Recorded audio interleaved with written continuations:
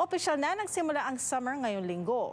Paalala ng isang doktor, tips para maiwasan ang mga karaniwang sakit dala ng mainit na panahon. Ang report mula kay Rhea Santos.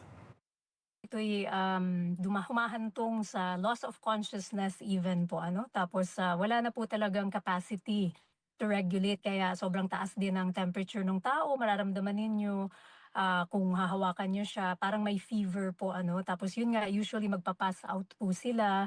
Sa pagtaas ng temperatura ngayong summer, dapat daw bantayan ang mga senyales ng heat stroke. Sometimes sa extreme cases wala na ring capacity to even sweat. Tapos po may mga milder degrees naman po yan, yung mga heat exhaustion na tinatawag, which is yung nahihilo, nandun na po yung parang nasusuka.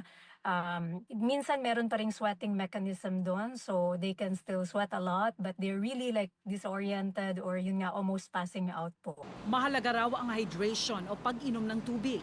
The best sa mga inuming may electrolytes. Pamatid-uhaw man, iwasan daw ang mga sugary drinks. You do not really want to load up on sugar po ano kasi lalo pong magkakaproblema. Napakaraming mga Pilipino ngayon ang may issue na po no. So talking about sodas, yung mga bubble teas, ganyan, loaded with sugar, not a good idea din po yan. Yung 1 litro po ng tubig, lagyan lang po ninyo ng 1 teaspoon lang ng Himalayan pink salt or kaya rock salt. Tapos po, you take some, for example, magnesium din. These are just over-the-counter lang po itong mga products na ito, no? So, ito po yung mga magandang combo to take with you on a really hot day para po ma-replenish yung electrolytes. Isa rin sa mga karaniwang lumalabas pag mainit ang panahon ay ang heat rash. Mabisang panlaban daw dito ang pagpahid ng sunblock.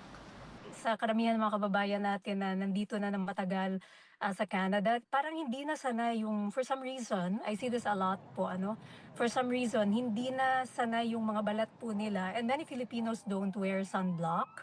So, hindi na sanay yung balat nila dun sa init, and because it's cooler, they don't really put on sunblock or protect themselves. Tapos bigla na lang show up sa clinic, "Doc, bakit ganito? Ang daming pula-pula, namamantal." So, even if hindi po ninyo nafe-feel yung init, basta may araw po, and even on a cloudy day po, ano, basta summer, kailangan po talaga natin maglagay ng sunblock. I normally go po for 50 and above. Ilan pa raw sa makakatulong ang wide-brimmed hat, sunglasses at ang tamang kasuotan. Kung meron kayong mga kulay puti or any light clothes po para hindi po masyado nag-absorb ng heat. The other thing is not only yung color but also the material. So dito po papasok yung mga, kung may mga linen clothes po tayo, yun po yung gamitin natin kasi siya yung ano talaga, yung mapresko po siya. Rhea Santos, Omni News, Vancouver.